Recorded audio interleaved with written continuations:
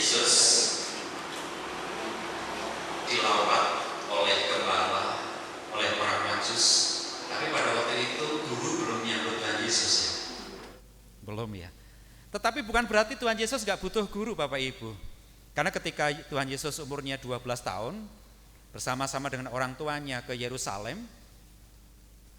Yesus kecil dia menyediakan waktu dan kesempatan untuk bertemu dengan ahli-ahli Taurat yang boleh dikatakan pada waktu itu adalah guru-guru agama. Yesus belajar tentang agama, Yesus belajar tentang nilai-nilai kehidupan. Jadi tidak sekedar Yesus itu belajar agama, tetapi Yesus belajar tentang nilai-nilai kehidupan yang nanti mendasari perjalanan hidupnya dalam pelayanannya di dunia ini. Jadi bukan berarti ketika Yesus lahir tidak disambut guru, tidak membutuhkan guru, tidak. Tetapi sekali lagi Yesus membutuhkan guru, artinya bahwa saya pun juga membutuhkan guru, Bapak Ibu dulu juga membutuhkan guru, dan kalau Bapak Ibu itu guru, berarti Bapak Ibu harus sadar bahwa saya dibutuhkan oleh orang lain. Kita sebagai guru harus sadar betul bahwa kita itu dibutuhkan oleh orang lain. Itu harus diingat betul. Sehingga ketika kita jadi guru tidak serta-merta saya mengajar, tidak serta-merta saya menyampaikan ilmu pengetahuan kepada anak-anak kita, tetapi kita membawa diri kita secara utuh bagi anak-anak kita, bagi orang lain. Itulah guru. Sehingga ketika terus berjalan waktu berjalan, pada akhirnya ketika Yesus memanggil para murid, dikatakan Yesus memanggil para murid, ya kan? Dan Yesus disebut sebagai guru. Kalau orang Jawa dulu dikatakan guru itu digugu dan ditiru. Bapak Ibu siap untuk digugu dan ditiru? Selalu siap nggih. Mau tidak mau, suka tidak suka, kalau Bapak Ibu sudah menyiapkan diri, menjadikan diri kita sebagai guru, Bapak Ibu harus siap untuk digugu dan ditiru. Nah, renungan hari ini temanya masih sama nggih. Temanya tema nasional PGI yang diambilkan dari 1 Petrus 1 ayat 22. Mungkin bisa kita baca bersama-sama. 1 Petrus 1 ayat 22. 1, 2, 3. Karena kamu telah menyucikan dirimu oleh ketaatan kepada kebenaran, sehingga kamu dapat mengamalkan kasih persaudaraan yang tulus ikhlas, hendaklah segenap hatimu. Ya, tema Natal PGI dan KWI tahun 2021, dan tentunya Bapak Ibu tema ini tidak serta-merta diambil, tetapi ini juga menjadi sebuah pergumulan gereja-gereja yang ada di Indonesia, termasuk Bapak Ibu ini juga semestinya menjadi pergumulan kita nanti para guru, khususnya yang ada di Selomerto. Adakah yang hadir di luar Selomerto? Ada? Ini Selomerto semua ya? Luar biasa ya, berarti Selomerto banyak sekali guru-guru yang percaya. Dan tentu bukan sebuah kebetulan. Kenapa Bapak Ibu dulu belajar di PGSD mungkin, kenapa dulu Bapak Ibu belajar di SPG mungkin, atau mungkin ada yang di IKIP. Bukan sebuah kebetulan.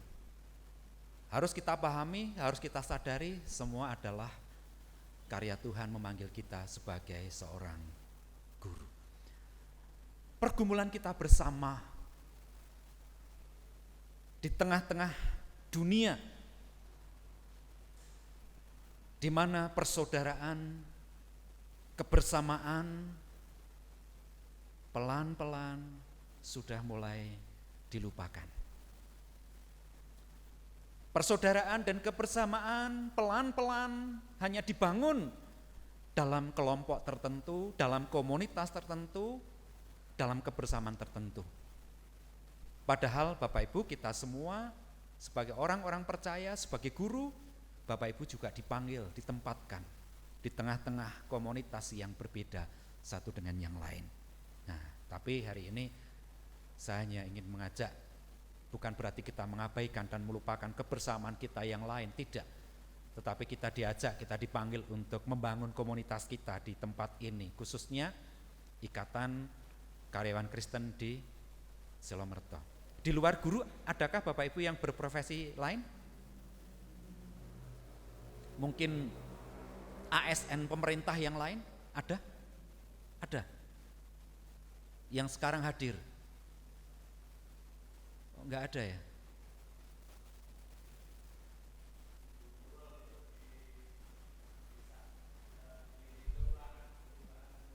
Kelurahan, tapi basicnya guru tidak nggih? Bukan nggih, iya.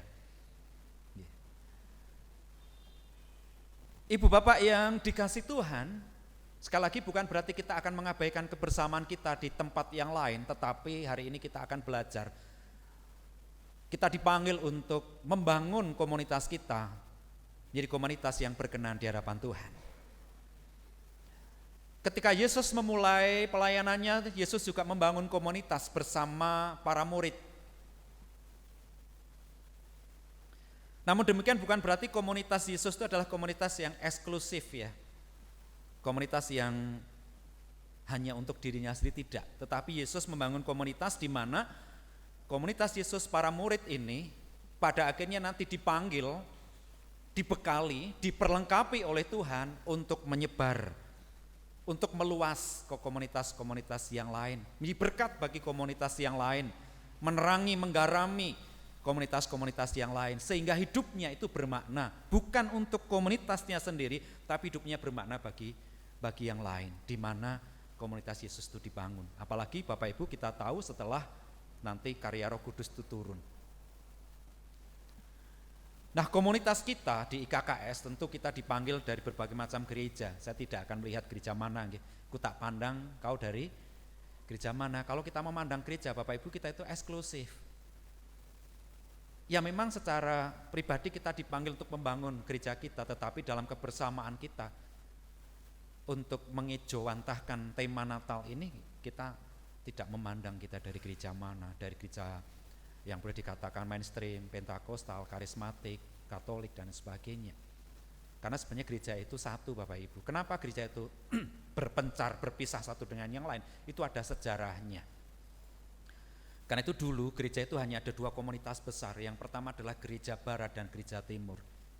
Gereja barat itu pusatnya di Roma, gereja timur itu pusatnya di Konstantinopel, sekarang di Turki. Kenapa berpisah? Itu hanya rebutan jabatan. Karena gereja barat itu mengakui kepemimpinan tertinggi itu adalah paus. Sementara gereja timur enggak mau. Gereja timur hanya mengakui kepemimpinan itu bersama. Kita itu murid Yesus sama, tidak ada yang lebih besar, tidak ada yang lebih kecil, kita sama. Sehingga gereja timur, gereja yang ada di Konstantinopel mempertahankan itu sampai hari ini. Dan gereja yang satu, gereja barat, mempertahankan kepemimpinan tertinggi paus yang juga ada sampai hari ini. Tetapi bukan berarti itu membedakan kita satu dengan yang lain, tidak. Mungkin ada teman-teman yang Katolik, kita tidak membedakan, tidak. Karena pemimpin tertinggi kita adalah siapa? Tuhan Yesus yang menjadi guru agung kita, yang mengajari kita, yang memanggil kita, yang memperlengkapi kita, ada sebagaimana kita ada, khususnya kita sebagai guru, sebagai karyawan Kristen di Selo Mertoa ini. Nah, Ibu Bapak yang dikasihi Tuhan, ayat ini mengatakan karena kamu telah menyucikan dirimu oleh ketaatan kepada kebenaran. Di ayat-ayat sebelumnya, Petrus menekankan, Petrus menjelaskan, kuduslah kamu sebab Tuhan itu kudus. Dan di ayat yang lain, Petrus mengingatkan bahwa kamu itu telah ditebus dari cara hidupmu yang sia-sia, bukan dengan barang yang fana, bukan dengan emas, bukan dengan perak, tetapi dengan darah yang mahal, yaitu darah Kristus yang tidak bercacat dan tidak bernoda seperti darah domba. Kehadiran Kristus itu menyucikan kita, kehadiran Kristus itu mengkuduskan kita, dan kehadiran Kristus itu memanggil kita untuk kita juga menyucikan diri kita supaya kita hidup di dalam kebenaran. Nah, kebenaran itu dalam bahasa Yunaninya adalah aletheia. Dan ukuran kebenaran bukan ukurannya manusia, aku sing benar, tidak, tetapi kebenaran di sini adalah kebenaran, ukurannya adalah ukuran Tuhan. Karena kamu telah menyucikan dirimu. Nah, ada kesadaran di atas, kamu setelah dikuduskan, kamu telah ditebus dengan cara hidupmu yang sia-sia, bukan dengan emas, dengan perak, dengan duniawi tidak, tapi dengan darah Kristus, darah yang mahal seperti darah domba yang tidak bercacat dan bercela. Dan orang-orang yang mengaku, orang yang mempercaya itu Bapak Ibu, berarti dia mau mengkuduskan dirinya. Bukan kita yang kudus, bukan kita yang mengkuduskan diri kita, tidak, tetapi anugerah Tuhan yang menguduskan kita. Sehingga ketika Tuhan sudah menguduskan kita, kita akan menyucikan diri kita dengan melakukan ketaatan kepada kebenaran. Sekali lagi, kebenaran itu adalah aletheia, bukan kebenaran menurut manusia. Taat di dalam kebenaran. Mengapa demikian Ibu Bapak yang dikasihi Tuhan? Di tengah-tengah dunia yang semakin mungkin sekuler atau mungkin semakin global, membuat orang semakin mengandalkan kemampuannya, membuat orang semakin mengandalkan kepandaiannya. Apalagi ketika dia mampu melakukan sesuatu, dia merasa enggak butuh Tuhan. Adalah salah satu fisikawan dari Inggris. Ada yang tahu Bapak Ibu? Yang cukup terkenal. Ada yang tahu? Ini Bapak Ibu guru loh, saya nguji Bapak Ibu guru ini. Fisikawan dari Inggris yang cukup terkenal, tetapi dia enggak percaya sama Tuhan. Siapa namanya kira-kira? Namanya Kristen banget loh. Stephen? Mungkin Bu Tuti tahu nih. Stephen Hawking. Dia adalah fisikawan cukup terkenal di Inggris yang sampai matinya dia tidak mengakui Tuhan. Dia adalah salah satu fisikawan yang mencetuskan teori lubang hitam itu ya, salah satunya. Dia merasa mampu, dia merasa sanggup untuk menemukan sesuatu, untuk menemukan teori tertentu, dan itu sangat diakui ya. Boleh nanti dicek ya di Google, benar gak Pak Agus? Kalau salah ya mohon maaf. Diakui penemuan-penemuannya, tetapi sampai dia mati, dia tidak percaya kepada Tuhan. Artinya dia mengandalkan kemanusiawiannya, dia mengandalkan kemampuannya, dia mengandalkan kepandaiannya. Dan akhir-akhir ini Bapak Ibu, dengan era globalisasi yang semakin tak terkendali, banyak orang mengandalkan kekuatannya, mengandalkan kemampuannya sendiri, mengandalkan aku bisa. Sehingga dia lupa bahwa kemampuan yang dia miliki, kepandaian yang dia miliki, itu adalah anugerah dari Tuhan, termasuk kita. Saya percaya Bapak Ibu punya kemampuan menjadi guru yang hebat, tetapi ingatlah, apa yang Tuhan anugerahkan, kemampuan yang hebat itu betul-betul anugerah dari Tuhan, bukan karena belajar kita, usaha kita, bukan, tetapi semua itu karena anugerah Tuhan. Sehingga kita dipanggil untuk apa? Melakukan ketaatan dalam kebenaran, ketaatan dalam kealetheaan kita. Nah, salah satu ketaatan di dalam kebenaran yang Tuhan kehendaki untuk kita bangun terus-menerus adalah sehingga kamu dapat mengamalkan kasih persaudaraan yang tulus dan ikhlas ya. Mengamalkan kasih persaudaraan yang tulus ikhlas. Kasih di sini Bapak Ibu dalam Alkitab bahasa Yunani memakai kata philia. Karena kalau dalam bahasa Ibrani itu ada empat bukan tahap ya, tapi 4 jenis kasih ya. Ada yang ingat? Yang pertama yang paling tinggi apa? Agape, terus philia, terus Eros, terus storge. Wah, ini ujian ini buat ibu-ibu guru dan bapak hari ini ya.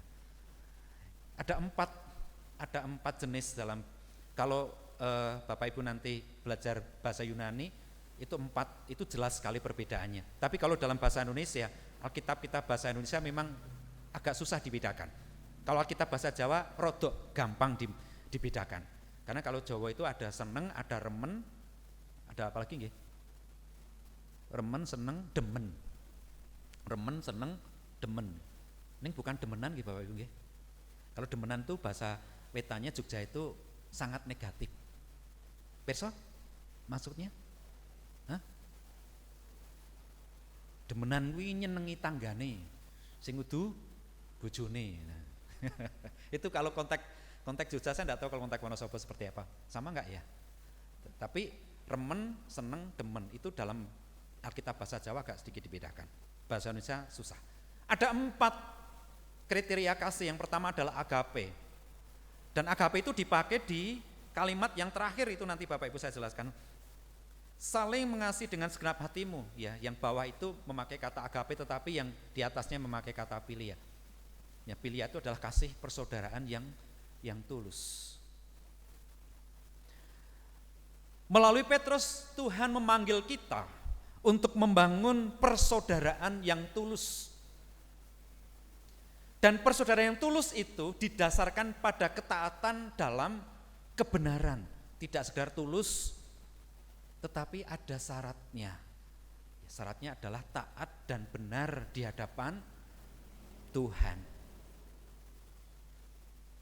Sebab persaudaraan yang tulus dengan niat yang lain juga banyak Bapak Ibu. Koyone tulus.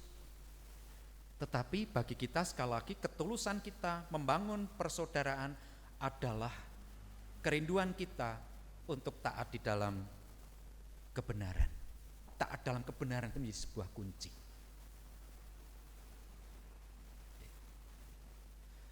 Nah, ibu bapak yang dikasih Tuhan, dan yang kedua, hendaklah kamu bersungguh-sungguh saling mengasihi dengan segenap hatimu. Hendaklah kamu dengan sungguh-sungguh saling mengasihi dengan segenap hatimu. Di sini memakai kata agape, kasih yang tanpa pamrih, kasih yang tanpa memandang. Kalau philia itu adalah kasih persaudaraan, kalau storge itu adalah kasih kekeluargaan, relasi keluarga antara orang tua anak, anak orang tua, saudara dengan saudara, itu storge. Kalau philia itu tidak ada ikatan kekeluargaan tapi kasih yang menyeluruh sebagai seorang saudara. Kalau agape itu kasih yang tidak melihat siapapun. Kalau yang terakhir itu eros. Bapak Ibu seringkali eros itu dipahami negatif nggih. Tetapi eros itu sebenarnya adalah kasih karena dia memandang sebuah keindahan. Sebab Tuhan pun juga memandang menciptakan keindahan. Tuhan pun juga punya kasih eros. Melihat keindahan dunia ini, melihat keindahan Bapak Ibu semua. Melihat kita sebagai manusia. Kalau Tuhan tidak melihat kita itu indah dari mata Tuhan, Tuhan gak mungkin datang ke dunia sebagai Yesus untuk menyelamatkan kita. Eros, walaupun sisi lain eros itu juga ada kaitannya dengan relasi antara laki-laki dan perempuan, tetapi tanpa eros Bapak Ibu kita gak mungkin jadi suami istri loh. Yang suami istri gitu. Mengapa? Karena kita gak bisa melihat keindahan. Dan satu dengan yang lain itu beda. Eros adalah melihat sebuah keindahan. Oh, dia indah, dia cantik, dia ganteng. Saya tertarik, saya naksir. Kita bisa bertemu, bisa ngobrol, enak, nyaman dan sebagainya. Terus kita memutuskan bersama membangun keluarga. Ada ikatan storge. Dan di situ nanti tumbuh, dikembangkan kasih yang agape. Yang dimulai dari kasih melihat keindahan. Jadi jangan sampai Bapak Ibu terus sesuatu itu negatif. Karena seringkali Bapak Ibu kalau di luar sana orang membaca Alkitab itu diterima negatif dulu. Oh, Alkitab orang Kristen itu porno atau mungkin ya sering kita mendengar seperti itu. Tetapi tidak, karena mereka nggak ngerti, nggak memahami, tidak diterangi Roh Kudus sehingga melihatnya secara duniawi bukan secara jiwa. Nah, ibu bapak yang dikasih Tuhan, membangun kasih persaudaraan, membangun philia persaudaraan, tetapi kita juga dipanggil untuk bersama-sama hendaklah kamu bersungguh-sungguh saling mengasihi dengan segenap hatimu. Philia iya, kasih persaudaraan iya, tetapi nanti akan tumbuh berlanjut dengan kita mengasihi agape sungguh-sungguh. Nah, kasih agape adalah kasih yang merelakan diri untuk mengorbankan diri bagi yang lain, seperti yang Yesus kerjakan. Mengorbankan dirinya, menderita, mati di kayu salib, menderita yang begitu berat untuk kita semua. Dan Bapak Ibu, kita ini adalah saudara. Tidak hanya saudara, tetapi di dalam Tuhan Yesus agape itu lebih menjurus nanti kepada kasih yang menyeluruh sebagai keluarga Allah. Dan kita ini adalah keluarga Allah. Kita bersaudara di dalam keluarga Allah. Sepakat mboten nggih? Kita bersaudara di dalam keluarga Allah. Orang yang dipanggil di dalam Tuhan Yesus, apapun itu gerejanya, kita dipanggil menjadi keluarga, menjadi saudara di dalam satu keluarga, yaitu keluarganya Allah. Sehingga kalau ada orang membeda-bedakan, saya ngeri sendiri. Karena itu kita itu keluarga. Kita itu anak-anak Allah dan Tuhan tidak pernah membedakan kita. Walaupun anak itu beda, saya punya anak 2 beda. Yang satu seperti ini sifatnya, yang satu seperti ini sifatnya. Mereka nggak bisa disamakan. Anak 2 nggak bisa disamakan, apalagi Bapak Ibu yang punya anak mungkin lebih dari 5. Ada yang lebih dari 5? Nggak ada ya, 2. Mereka nggak bisa disamakan, tetapi kita sebagai orang tua nggak boleh membedakan. Dan anak pun nanti tidak boleh membedakan antara satu dengan yang lain. Karena kita masih dalam satu keluarga. Demikian juga Bapak Ibu, Natal ini mengingatkan kita bahwa kita itu satu keluarga. Kita itu keluarga Allah. Ketika kita menjadi keluarga Allah berarti kita itu saudara satu dengan yang lain. Karena kita adalah anak-anak Allah. Kalau kita satu saudara satu dengan yang lain, mestinya kita akan saling menghargai, kita saling menghormati, saling menjaga satu dengan yang lain. Saudara itu kan saling menjaga nggih Bapak Ibu. Saling pilia tadi. Bahkan nanti akan berlanjut saling agape. Itu kalau kita keluarga Allah, menjaga hidup ini benar di hadapan Tuhan. Sehingga Bapak Ibu dalam karya kita juga akan melanjutkan apa yang Tuhan Yesus pesankan kepada kita semuanya. Hidup benar gitu kan. Kuncinya adalah hidup benar. Dalam keluarga itu harus hidup benar. Saling mengingatkan satu dengan yang lain supaya hidup keluarga kita menjadi keluarga yang benar. Jangan sampai keluarga kita adalah keluarga yang menyimpang. Tentu kalau kita punya anak 2, salah satu menyimpang, orang tua akan berusaha bagaimana membawa anak kita itu kembali. Seperti anak yang hilang, ya, cerita anak yang hilang itu. Orang tua punya tanggung jawab untuk merangkul kembali anak-anaknya yang beda. Supaya anak-anaknya tetap rukun. Jangan sampai anak-anaknya tidak rukun, berpecah. Bahkan nanti saling menjual. Seperti keluarganya Yakub. Yusuf dijual. Entah apapun maksudnya kita mungkin tidak begitu paham, kita hanya tahu lewat apa yang Tuhan pesankan. Tetapi menjadi sesuatu yang sangat miris Bapak Ibu, kalau ada saudara-saudaranya kok menjual saudaranya sendiri. Yusuf dijual oleh kakak-kakaknya. Oke lah, mungkin kita nggak seneng, kita nggak suka. Namun jangan sampai seperti itu yang terjadi. Apalagi nanti seperti Kain dan Habil. Hanya karena sakit hati, hanya karena marah, kita meniadakan yang lain, bahkan membunuh yang lain. Dan kalau itu terjadi Bapak Ibu, keluarga itu akan mengalami kehancuran. Keluarga itu akan mengalami ketidakdamaian. Keluarga itu akan mengalami ketidakharmonisan. Karena antara saudara tidak saling menghargai, menghormati dan menerima, tapi saling boleh dikatakan menjegal satu dengan yang lain.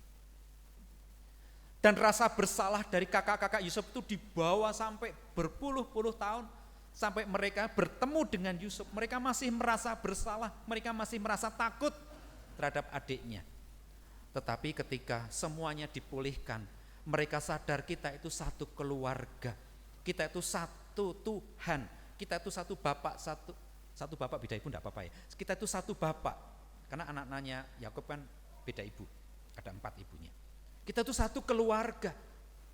Ketika mereka menyadari bahwa kita itu satu keluarga, ketika mereka saling mengampuni, saling mengakui keberdosaannya, maka keluarga Yakub dipulihkan dan keluarga menjadi keluarga Israel yang diberkat bagi dunia ini. Makanya Israel itu walaupun kecil Bapak Ibu sampai hari ini mereka tetap diberkat bagi dunia ini. Mana ada negara yang berani dengan Israel walaupun jumlah penduduknya berapa puluh juta. Karena berkat Tuhan itu tidak pernah dicabut. Percaya Bapak Ibu? Berkat Tuhan itu tidak pernah dicabut. Nah, kita pun adalah keluarganya Allah. Kita itu satu keluarga dan Tuhan memberkati kita semua. Dan berkat Tuhan itu tidak pernah dicabut. Hanya walaupun berkat Tuhan tidak pernah dicabut, perilakunya orang Israel itu gemesin. Perso nggih gemesin nggih. Kadang-kadang yo mangkelke gitu kan. Israel yang semestinya dipanggil menjadi komunitas yang hidup benar, hidup taat kepada Allah, diberkat bagi yang lain, kadangkala orang-orang Israel sebagai keluarga mengabaikan panggilan itu. Bapak Ibu yang dikasih Tuhan, orang-orang Israel juga seringkali dia melakukan hal-hal yang menyimpang dari kebenaran. Mereka juga seringkali melakukan ketidakjujuran di hadapan Tuhan. mereka seringkali juga saling berebut di tengah-tengah kehidupan, tidak ada solidaritas satu dengan yang lain. Bahkan kadang-kadang mereka juga mencari keamanan diri sendiri. Itu keluarga Israel. Nah, kita Bapak Ibu, kita ini dipanggil, khususnya Bapak Ibu karyawan Kristen di Selomerto, ada wadah IKKS, sebuah keluarga mini kita. Selain keluarga besar tadi ya, IKKS harus kita pahami ini juga menjadi sebuah bagian dari keluarga Kristen karyawan, karyawan Kristen atau Kristen karyawan gitu. Karyawan Kristen Selomerto. Ini harus kita pahami adalah keluarga kita semua. Nah, kalau kita ini adalah keluarga, maka Bapak Ibu kita akan bersama-sama saling menerima satu dengan yang lain, saling melengkapi satu dengan yang lain, dan bersama-sama akan melakukan kebenaran di dalam Tuhan. Karena godaan kita itu banyak sekali, tantangan kita itu banyak sekali Bapak Ibu dalam perjalanan ini. Ya. Saya kemarin sempat ngobrol dengan salah satu pegawai ya. Salah satu pegawai yang mengatakan begini, kalau memang benar-benar ditelusuri dengan seksama, kalau memang benar-benar ditelusuri dengan seksama, maka hampir ya, bukan penuh, hampir bisa dipastikan seluruh bupati di Indonesia itu bisa korupsi. Nah ini hampir 100% bupati di Indonesia ini bisa dikatakan korupsi. Loh kok begitu? Iya. Mungkin dia tidak korupsi uang langsung tidak, tetapi melalui pembengkakan biaya pembangunan. Baik itu mungkin jalan, baik itu mungkin gedung atau apapun yang sebenarnya itu nilainya cuma, betul nilainya itu 100 juta ya, mungkin pagunya 100 juta, atau mungkin tendernya, lelang atau tender ya, tendernya 100 juta oke. Tetapi bahan yang dipakai, untuk bahan dan semua yang dipakai termasuk nanti biaya pembangunan, biaya tenaga dan sebagainya yang semestinya 100 juta. Tapi kalau di total mungkin hanya 70 juta, yang 30 juta masuk ke kantong-kantong orang-orang tertentu. Ya, itu kalau ditelusuri, memang iya kwitansinya seperti itu sampai 100 juta. Tetapi kualitasnya itu beda. Dia tidak mengkorupsi uang, dia tidak mengkorupsi nota, tapi dia mengkorupsi apa Bapak Ibu? Kualitas. Nah demikian juga kita kadang-kadang diperhadapkan dalam situasi yang seperti itu. Padahal Bapak Ibu yang saya kasih Tuhan, kalian tuh punya kualitas, Bapak Ibu tuh punya kualitas yang luar biasa. Dan kualitas Bapak Ibu itu karena anugerah dari Tuhan. Tapi seringkali kita belum mampu menggunakan kualitas hidup kita dengan sebaik-baiknya dimanapun kita ada dan berada. Termasuk mungkin saya sendiri sebagai pendeta. Kita masih sering mengkorup kualitas yang Tuhan anugerahkan. Sebenarnya saya mampu untuk berlaku benar, tetapi itu tidak saya lakukan. Sehingga bukan sesuatu yang mustahil ketika di banyak institusi itu terjadi penyimpangan-penyimpangan.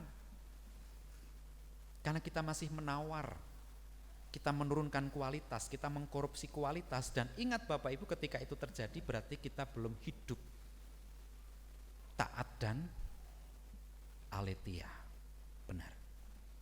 Inilah tantangan kita. Seringkali di institusi-institusi kita terjadi banyak penyimpangan. Bukan hanya di institusi pendidikan, kadang-kadang institusi gereja pun banyak terjadi penyimpangan. Dan bukan suatu yang heran Bapak Ibu.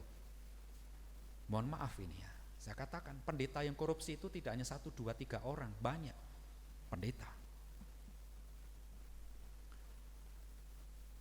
Salah satu cerita pendeta di Singapura beberapa waktu yang lalu dia mengkorupsi uang gereja untuk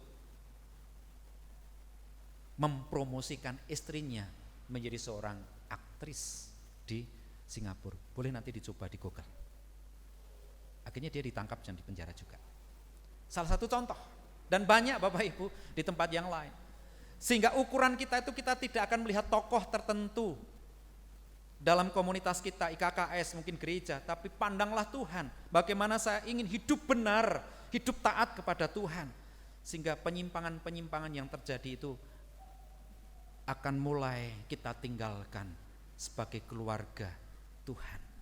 Tantangannya tidak mudah, tantangannya berat Bapak Ibu, untuk menegakkan kebenaran itu, untuk menegakkan ketaatan kita.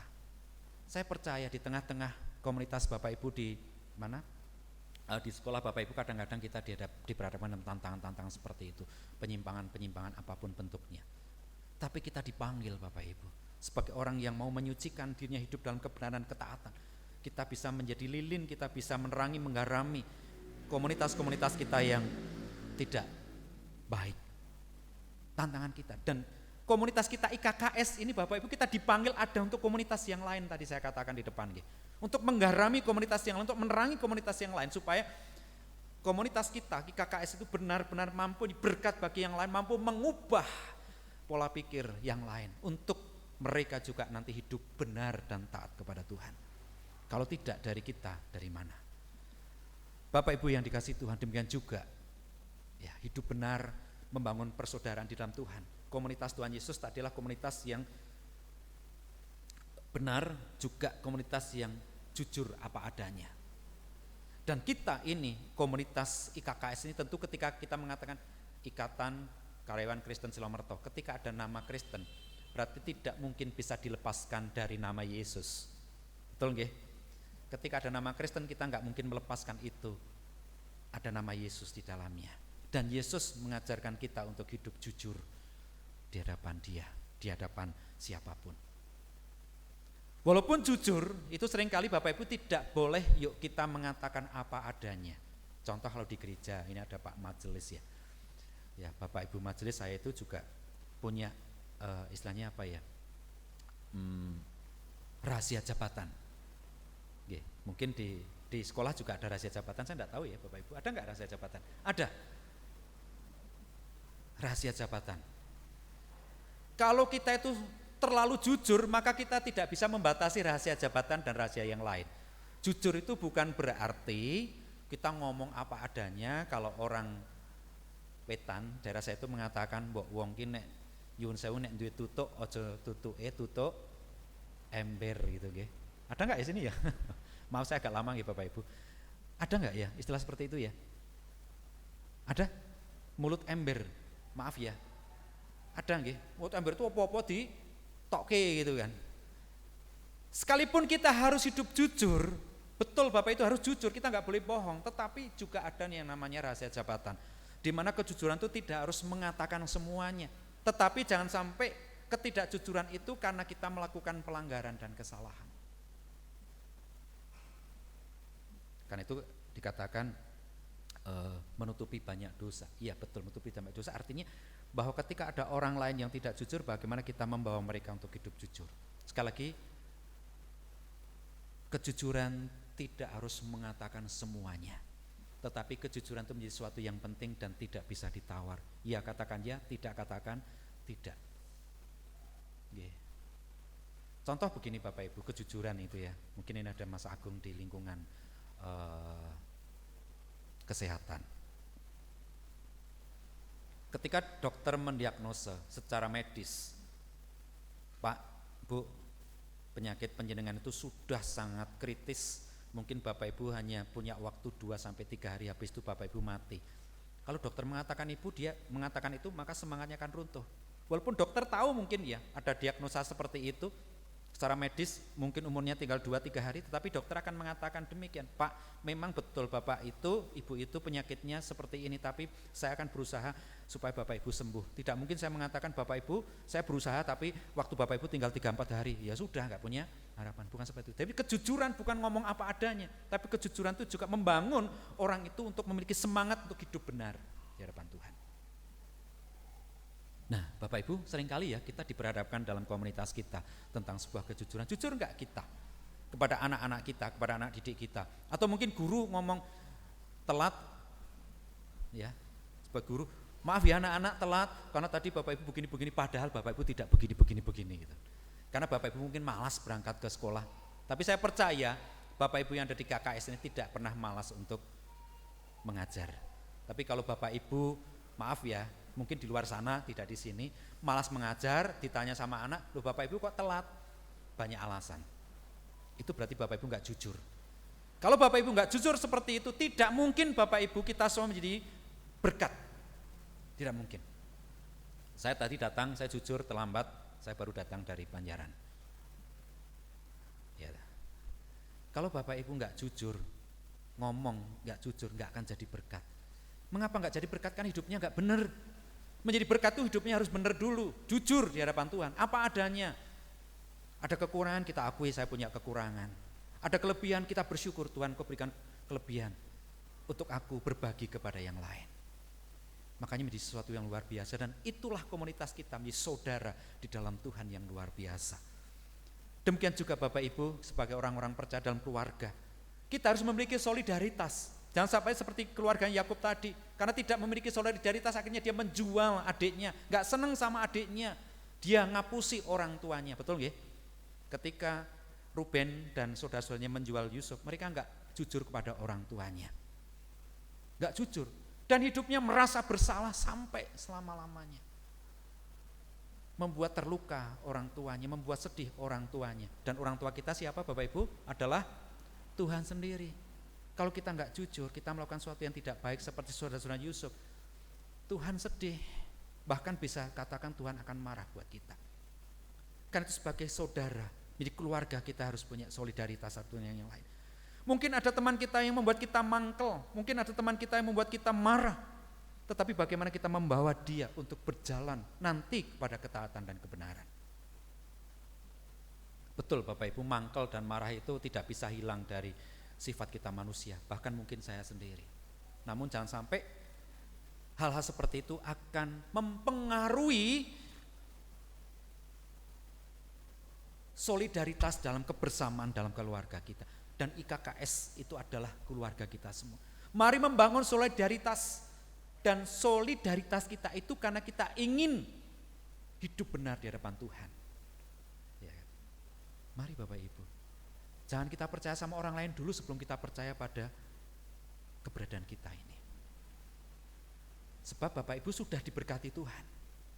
Dan saya percaya Bapak Ibu itu jauh sudah diberkati Tuhan. Bapak Ibu itu pasti mampu melakukan sesuatu. Saya yakin pasti mampu. Mungkin ada tantangan berat di institusi kita. Mungkin ketika Bapak Ibu sekarang ada yang mungkin ambil S1, S2, tantangannya berat mungkin. Tidak ringan. Tetapi ingatlah, andalkanlah Tuhan, karena hasilnya akan beda. Kalau Bapak Ibu mengandalkan manusia, enggak ada yang dibanggakan. Mungkin Bapak Ibu akan naik tingkat menjadi kepala sekolah dan sebagainya. Karena mentok-mentoknya Bapak Ibu kepala sekolah, nyuruh saya Bu Yudi. Mungkin Bu Yudi bisa kepala dinas, mungkin suatu saat saya enggak tahu. Tetapi bagi kita sebagai komunitas ini kadang-kadang kita mentoknya kepala sekolah. Untuk ke sana kita juga pasti mengalami tantangan dan persoalan, tapi kalau kita mengandalkan manusia, tidak ada yang bisa kita banggakan. Karena nanti pasti ada pikiran, oh kayak jadi kepala sekolah ki mergo si A, mergo si B, mergo dekat dengan si A, dengan si B dan sebagainya. Tetapi kalau kita naik tingkat, naik grade, itu karena berkat Tuhan ada yang kita banggakan. Terima kasih Tuhan. Kita tidak punya hutang pada orang lain. Kita enggak punya hutang kebaikan pada orang lain, tapi kita punya hutang kebaikan Tuhan, sehingga hidup kita akan kita persembahkan kepada Tuhan. Hidup kita untuk memuliakan Tuhan. Karena kita bangga kepada Allah kita yang sanggup melakukan segala perkara, yang sanggup menolong Bapak Ibu di dalam kesulitan mungkin membuat sesuatu, membuat proposal, proposal, tulisan dan sebagainya, sulit. Tapi kalau Bapak Ibu mengandalkan Tuhan, maka hasilnya akan berbeda. Dan Bapak Ibu bisa bercerita, saya bisa seperti ini, semua karena berkat Tuhan. Mungkin ada orang menolong, puji Tuhan, tapi saya tetap mengandalkan Tuhan. Saya tidak membanggakan kemanusiawiannya, tapi saya membanggakan Tuhan. Nah, IKKS harus kita punya solidaritas untuk saling membangun, saling bersama-sama, melengkapi satu dengan yang lain. Sehingga kita akan bersama-sama membanggakan Tuhan, bukan membanggakan orang lain. Ya. Karena sekarang ini godaannya banyak sekali Bapak Ibu, bahkan dulu sempat ya UGM S3 aja plagiat dan ketemuan, akhirnya dibatalkan gelar doktornya karena dia plagiat. Tahu plagiat Bapak Ibu? Tahu plagiat. Sekarang banyak orang-orang yang males untuk menulis skripsi, akhirnya dia beli skripsinya. Nggak ada yang dibanggakan seperti itu Bapak Ibu. Anak saya 2 tahun lebih skripsi belum selesai Bapak Ibu. Sebagai orang tua kadang-kadang ndang rampung, tetapi ketika saya melihat prosesnya, ya nggak bisa nuntut. Karena ingin melakukan yang terbaik, dan itu saya support. Nggak ingin saya punya anak kok skripsinya beli, gitu kan. Tapi tantangannya memang seperti ini dunia sekarang Bapak Ibu. Apalagi mohon maaf ya ini untuk di beberapa tempat itu kadang-kadang kalau kita baca di media sosial, di berita-berita itu, ya, dia supaya nilainya baik gitu kan, dia PDKT dengan dosennya, dia menjual diri kepada dosennya. Ini banyak sekali mahasiswa perempuan, mohon maaf ya, tapi di sini pasti tidak ada, di luar sana banyak sekali. Dia menjual diri kepada dosen supaya dia nilainya baik. Ini bukan rahasia terbatas, ini sudah rahasia umum Bapak Ibu. Di Jogja itu sudah banyak sekali seperti itu, terutama para, mohon maaf, cewek-cewek itu ya. Kalau cowok saya nggak tahu, mungkin pakai hal yang lain supaya nilainya baik. Dia mendekati dosennya, dia menjual dirinya kepada dosennya, itu nggak sedikit. Tapi apakah nanti ketika dia lulus dia akan membanggakan ini hasilku? Nggak bisa dibanggakan, nggak bisa membanggakan, dan nggak bisa bersaksi kepada yang lain. Dia nggak bisa akan bersaksi kepada yang lain, membanggakan Tuhan. Tetapi kalau dia sungguh-sungguh benar, dia sungguh-sungguh melakukan sesuatu itu dengan baik, maka dia akan bisa bersaksi, terima kasih Tuhan, Engkau menolongku sehingga aku bisa menyelesaikan tugas ini dengan baik, dan tugas ini aku kembalikan untuk hormat dan kemuliaan nama Tuhan. Luar biasa Bapak Ibu, di KKS pasti saya katakan kalian jadi berkat. Pasti, amin nggih? Pasti jadi berkat. Tetapi kalau mengandalkan manusia, kita mau ngomong apa, mau saksi tentang apa kepada yang lain, nggak bisa. Saya pun kalau mengandalkan manusia Bapak Ibu, saya nggak bisa bersaksi seperti ini. Saya ada di tempat ini bukan karena ya Tuhan pakai jemaat Bendungan ya, iya. Tapi ini pun juga hasil nazar saya Bapak Ibu. Saya katakan di tempat ini juga. Mohon maaf saya agak lama nggih. Semoga tidak bosan. Saya sampai di tempat ini juga karena saya bernazar, karena itu saya bisa bersaksi bagaimana Tuhan itu sangat baik dan luar biasa. Bapak Ibu, saya dulu sudah punya pekerjaan yang mapan. Pekerjaan saya sudah mapan, bahkan saya sudah punya nomor induk pegawai di salah satu BUMN. Dan kalau itu lanjut, mungkin saya sudah pegawai negeri juga. Bukan mungkin ya, kalau lanjut saya pasti jadi pegawai negeri. Dan gaji saya ya lumayan gitulah. Dan kalau karir itu terus berjalan, ya semakin besar. Sekarang BUMN gajinya besar-besar Bapak Ibu. Tapi saya sudah bernazar, ketika saya diterima di teologi, maka saya akan resign dengan baik-baik. Itu ada istri saya. Dikira nanti saya bohong, tidak. Ini menjadi sebuah kesaksian. Dan ketika saya kuliah, saya punya anak, punya istri, harus bagaimana menghidupi dia. Saya hanya bisa mengandalkan Tuhan. Tuhan, saya tidak punya gaji, uang saya sudah semakin habis, monggo terserah Tuhan mau memelihara saya seperti apa. Dan Tuhan pelihara saya sampai hari ini Bapak Ibu. Banyak kebaikan Tuhan, saya tidak bisa bercerita panjang, karena bukan ranah kesaksian. Tetapi satu hal, kebaikan Tuhan itu luar biasa, sehingga saya bisa bersaksi kepada Bapak Ibu. Mengandalkan Tuhan, itu adalah utama. Jangan mengandalkan manusia. Bahkan mungkin di akhir-akhir pelayanan saya di Bendungan, kalau saya tidak mengandalkan Tuhan, mungkin saya tidak ada di tempat ini Bapak Ibu. Tapi saya belajar untuk mengandalkan Tuhan. Saya ingin taat dan benar kepada Tuhan. Sehingga mungkin ada jemaat yang gak senang karena sama saya. Silahkan. Tapi kebenaran itu harus saya pegang teguh. Sesuatu yang benar harus saya sampaikan kepada jemaat. Kalau enggak benar ya sudah, titik. Bapak Ibu, kalau Bapak Ibu itu hidup benar taat kepada Tuhan, pasti ada yang membenci di sana. Pasti ada yang enggak suka sama Bapak Ibu semua. Pasti. Baik mungkin di sekolah Bapak Ibu, mungkin di lingkungan Selo Merto ini. Kalau Bapak Ibu itu hidup benar dan taat kepada Allah, pasti ada yang enggak suka. Pasti. Saya katakan pasti. Tapi jangan kecil hati. Karena ada Tuhan yang selalu membela kita. Amin. Karena itu hiduplah benar. Membangun persaudaraan ini. Pilia, kita itu saudara dalam Tuhan. Mari kita bangun Pilia ini. Persaudaraan kita dalam ikatan karyawan Kristen Selo Merto ini. Sehingga kita akan memiliki solidaritas. Kalau ada yang membutuhkan kita membantu. Karena kita itu saling membantu. Saudara itu kan saling membantu nggih Bapak Ibu nggih. Keluarga itu, saudara dan keluarga itu saling membantu. Kakak saya membantu saya membantu kakak. Itu luar biasa indahnya. Nah, IKKS ini adalah saudara di dalam Tuhan. Mari kita saling membantu. Dan kalau kita diminta bantuan jangan berat-berat gitu loh. Jangan merasa berat. Bu, tolong ya aku dibantu. Oke, apa yang bisa saya bantu? Kita bantu. Kita itu saudara.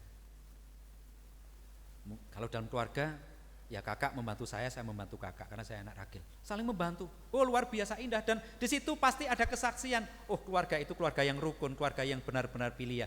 Nah, IKKS adalah keluarga yang betul-betul rukun, keluarga yang saling membantu satu dengan yang lain di dalam ketaatan dan kebenaran. Sehingga begitu indahnya kehidupan kita bersama dalam IKKS ini. Nah, Ibu Bapak, ketika keluarga ini menjadi baik, maka kita akan bisa bersaksi kepada yang lain. Benar enggak? Betul enggak? Kalau keluarga IKKS ini baik, hidup benar di dalam Tuhan, taat pada Tuhan, enggak suka terhadap hal-hal yang tidak baik, kita jujur, kita punya solidaritas tinggi satu dengan yang lain, saling membantu, kita bisa bersaksi kepada yang lain. Dan kita yang paling utama, Bapak Ibu pasti jadi berkat bagi semuanya. Itu luar biasa, dan bisa bersaksi, Tuhan Engkau luar biasa. Saya pernah Bapak Ibu di Bendungan ini, pernah kehabisan, mungkin Bapak Ibu punya kesaksian yang lain ya, beras ya, udah mau habis. Besok kita beli beras, itu istri saya. Tapi nggak tahunya sore itu ada jemaat yang membawa 1 karung beras ya, yang cukup mungkin bukan sebulan 2 bulan, luar biasa. Kalau kita mengandalkan Tuhan Bapak Ibu, berkat Tuhan itu luar biasa. Jangan takut Bapak Ibu nggak naik tingkat. Jangan takut Bapak Ibu dihambat untuk naik tingkat. Jangan takut karena Tuhan yang akan membela kita. Kalau kita mengandalkan yang lain, ya mungkin lancar ya naik dari 3D ke 4A. Betul ya? 3D ke 4A mungkin kalau mengandalkan yang lain punya koneksi itu lancar sekali. Tapi kita nggak bisa bersaksi Bapak Ibu. Percuma kalau kita nggak bisa bersaksi. Artinya kita nggak jadi berkat. Tapi kalau banyak tantangan, banyak ujian, saya bisa dari 3D ke 4A, banyak tantangan, banyak ujian, dan situ ada berkat Tuhan, kita bisa bersaksi, Tuhan itu luar biasa. Tuhan terima kasih Engkau menolongku. Ini nek ngandal ke wong liya, kita nggak bisa ngomong. Paling-paling, minta bantuan ke sana. Ya. Kalau kita minta bantuan ke sana, apakah kita bisa menjadi saksi? Nggak akan pernah. Itulah spirit yang disampaikan oleh Rasul Petrus kepada kita saat ini semuanya Bapak Ibu. Jadi kamu telah menyucikan dirimu oleh ketaatan kepada kebenaran, sehingga kamu dapat mengamalkan kasih persaudaraan yang tulus dan ikhlas. Sehingga kita dapat melakukan semuanya itu karena Tuhan, bukan karena kekuatan kita. Hendaklah kamu bersungguh-sungguh saling mengasihi dengan segenap hatimu. Hendaklah kamu bersungguh-sungguh saling agape dengan segenap hatimu. Ketika kita menghayati berkat Tuhan yang luar biasa, maka kita bisa membangun persaudaraan IKKS ini dalam cinta kasih agape, tanpa memandang satu dengan yang lain. Saya dibutuhkan oleh saudara, saudara juga saya butuhkan. Begitu indahnya hidup di dalam Tuhan. Kita bisa bersaksi, kita bisa menjadi berkat, kita bisa memuliakan dan mengagungkan nama Tuhan. Tuhan memberkati kita semuanya. Semangat Bapak Ibu. Tuhan memberkati. Amin. Mari kita berdoa.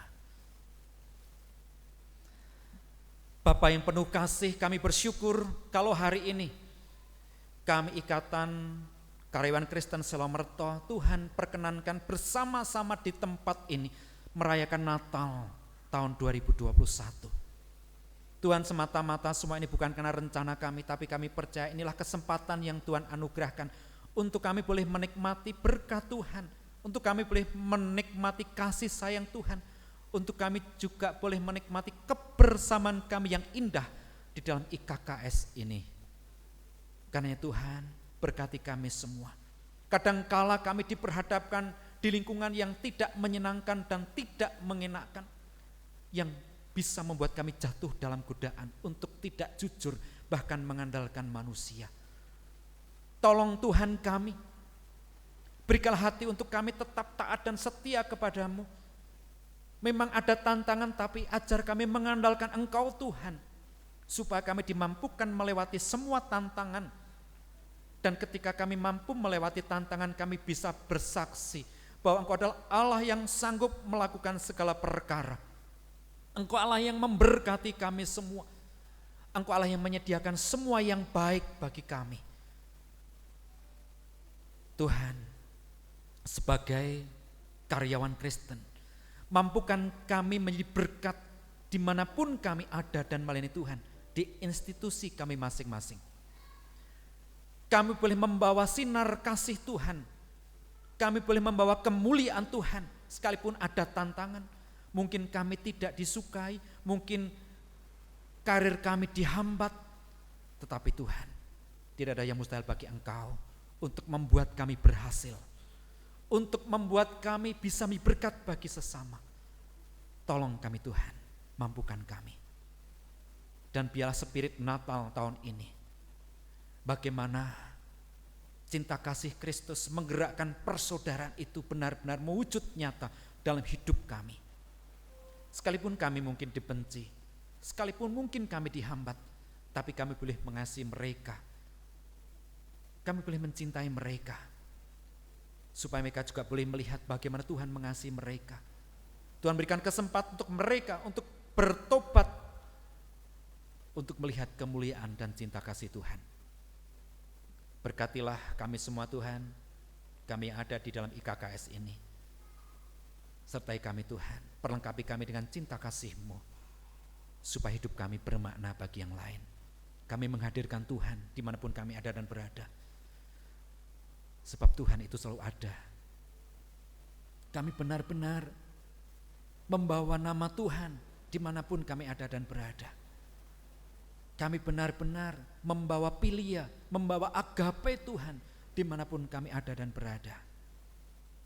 Terima kasih Tuhan, terima kasih atas semuanya. Terima kasih atas semua berkat.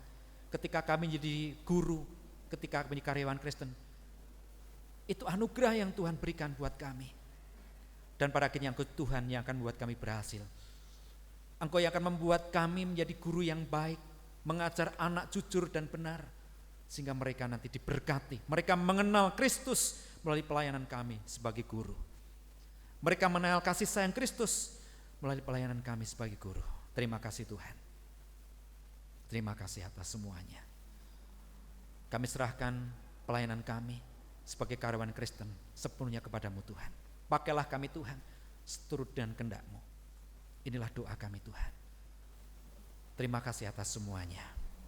Di dalam nama Tuhan Yesus kami berdoa dan memohon. Amin.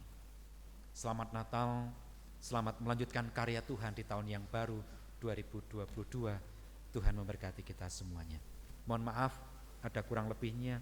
Tuhan yang melengkapi setiap pelayanan kita hari ini sampai Maranatha. Amin.